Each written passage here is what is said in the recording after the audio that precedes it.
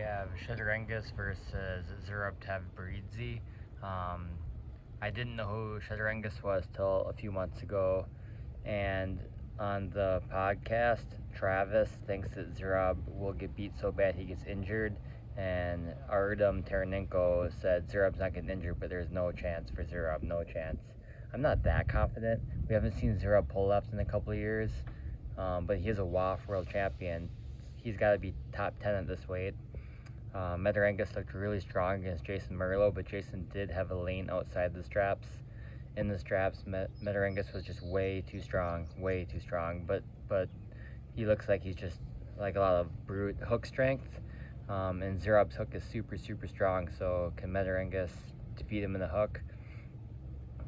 Sorry to say, that's not really the way to beat Zurab.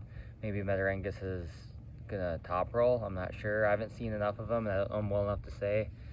I'm gonna go Metarengus just because I think he's a freak.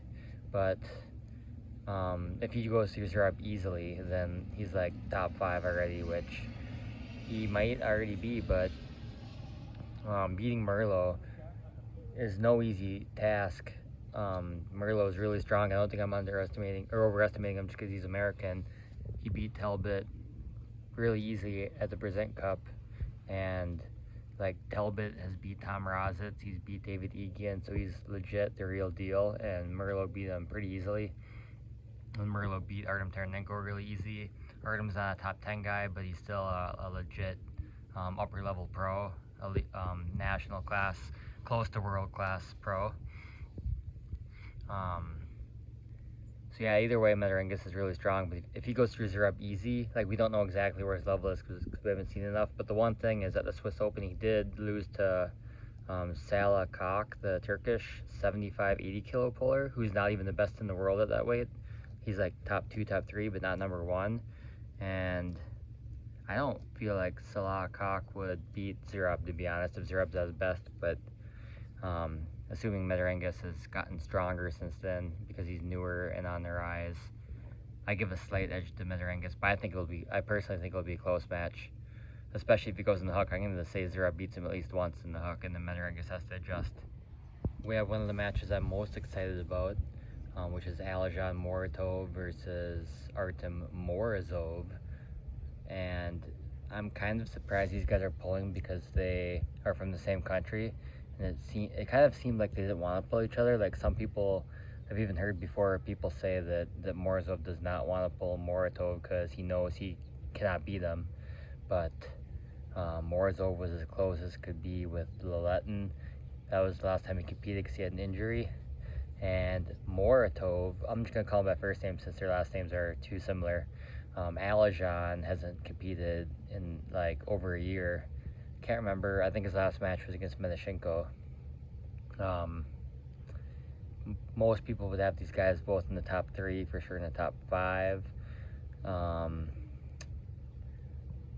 Honestly, I think that if it goes in the hook, that Alijan's the favorite, but I think Morozov, some people see him as like a hooker, but he can do both obviously, but I think he's definitely going to go for a top roll. I think if he can take Alijan's wrist, he has a chance, a good chance actually, at taking Alijan's wrist.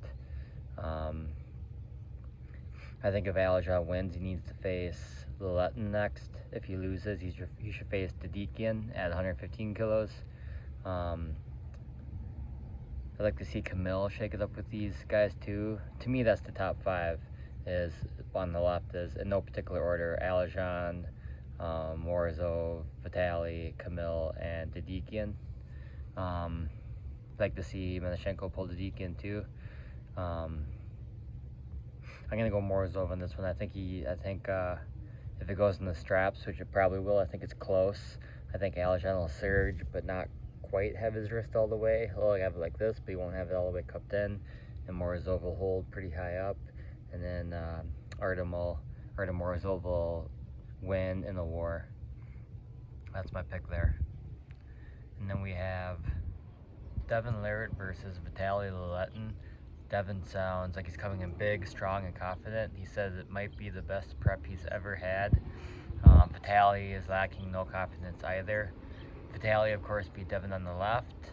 Vitali might actually be better on the right than the left. even though he's obviously number one left. It's just the couple guys that can beat him on the right aren't as good left. Hermes, Levon, and Devin. The potential guys that could beat him on the right there aren't as good left. Obviously, Devin's better on his right. I wouldn't be surprised either way, but if I had to put money on it, I'd go Devin. I'm going to say 60%. Vitaly actually has pretty good endurance for super heavyweight, and he can pull for a long time. And he has a good flop wrist press if Devin takes his hand, but if it turns into an all-out war, I think that Devin's got more endurance. Because if it's a war, I feel like Devin will take the hand and Vitaly will be flop wrist pressing, but Devin will be holding near the center, or if he's on the losing side, it won't be. I don't think he'll be in a full-blown King's move. If he is very opened up and very low to the pad, then I got Vitaly. I don't think Devin will be able to keep holding down there. I think if he does hold down there for a long time, he'll wear out. But if he stops Vitaly center table or less than a third of the way down, which is what I predict, I think it will be war with Devin coming out on top. Manifestor versus Samushia. This is a really good one. Obviously, Samushia has never lost at East versus West, despite having many close matches. He's won like a dozen plus times in a row. So he is the champ. I did not know who Manifestor was until a few months ago, but I just have a feeling that this guy's an absolute freak, and even though the smart bet would be Samushia, because especially since Manifestor is a hooker, like, you can't beat Samushia in a hook, but if you do, you're not beating him 3-4 times in a hook. But somehow I think Manifestor, sorry, there's a spider on me, I think Manifestor will get the job done. I think he's just a freak, and he's going to be the one guy that can just smash into hook with Samushia and just go through him. If it turns into an all-out war, we don't know, or I don't know how Manifestor's endurance is the only thing. But it's hard to bet against Samushia if it does turn into an all-out war, because he might have the best endurance in the world, especially at this weight class.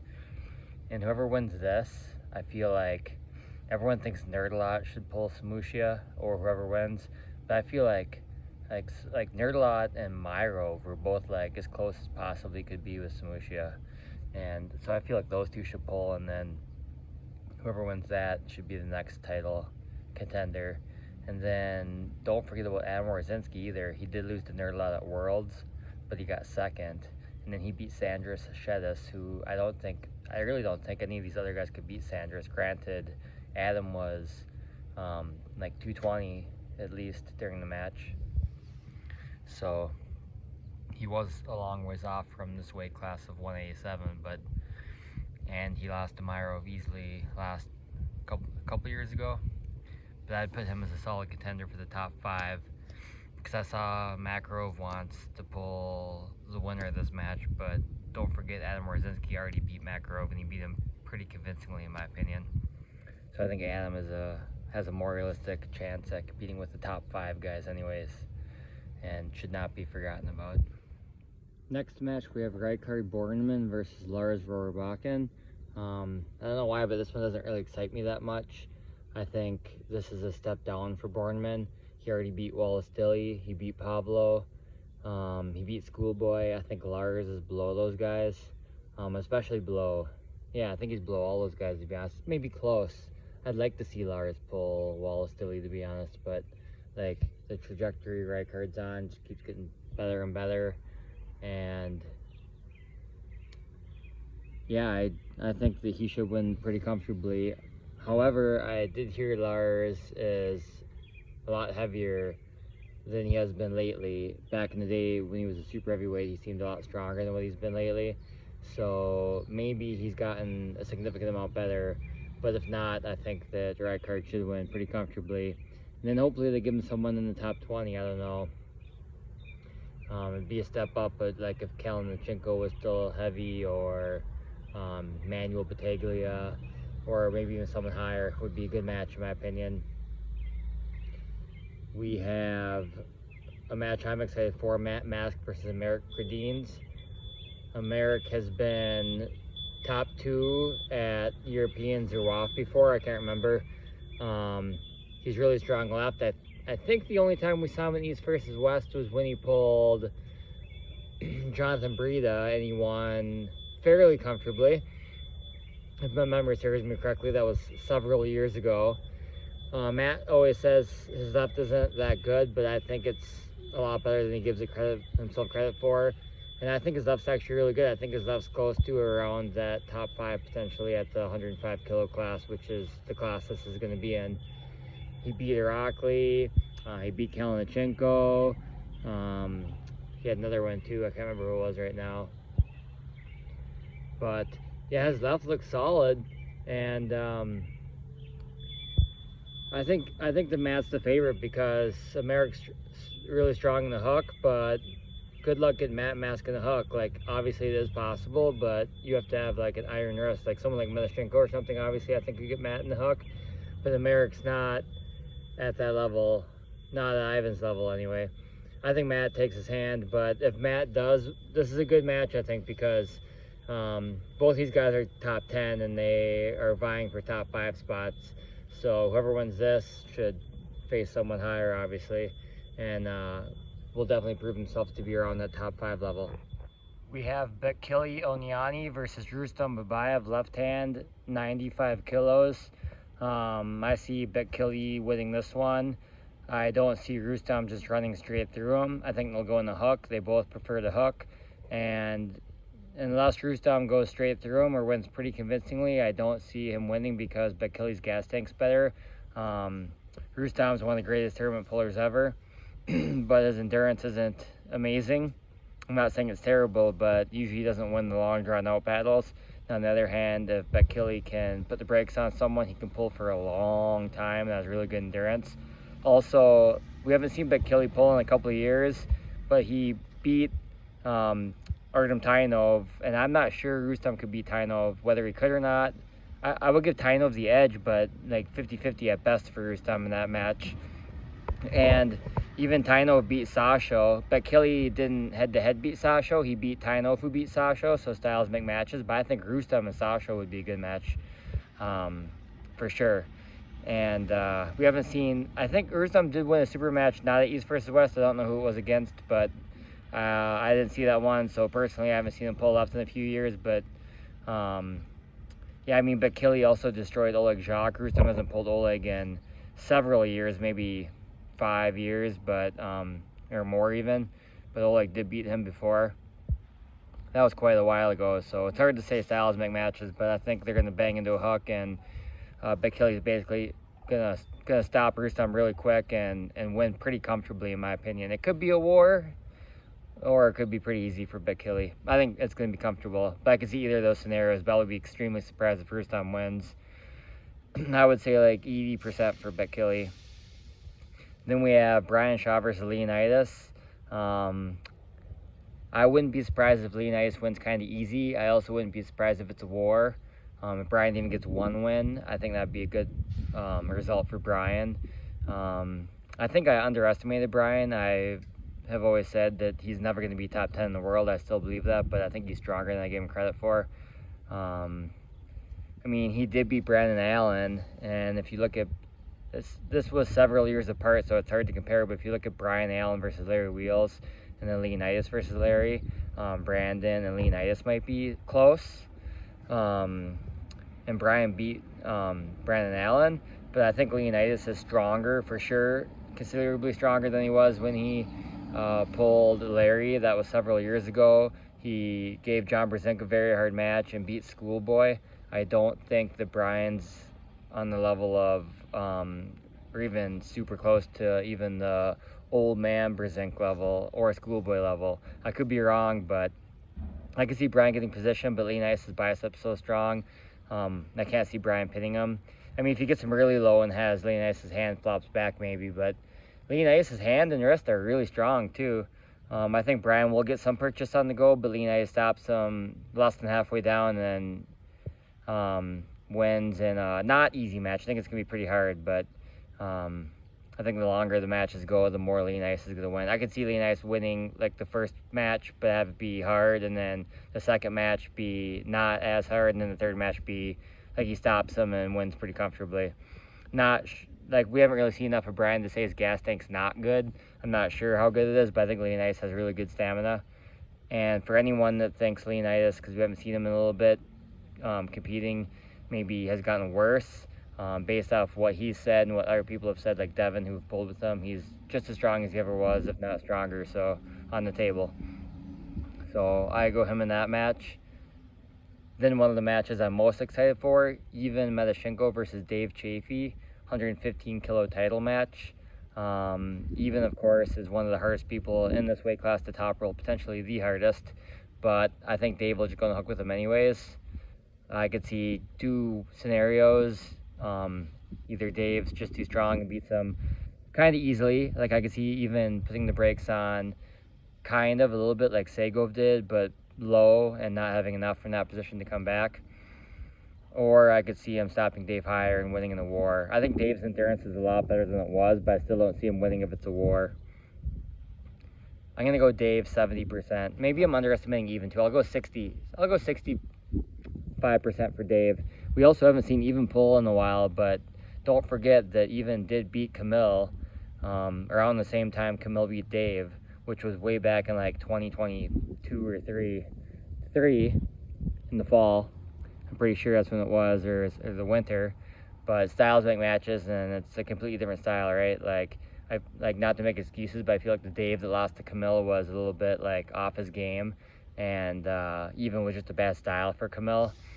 I would like to see the winner. Obviously, they're going to stay at 115, but if they did pull a heavyweight match, it would be fun to see either one of them pull Camille again just to see. But I'd like to see either one of these guys too pull Yordan Sonov next for the title match. I think Yordan beat Kalinachenko even easier than Even did, but similar, and they both pull similar, just bang into a hook, really strong wrists, really good endurance.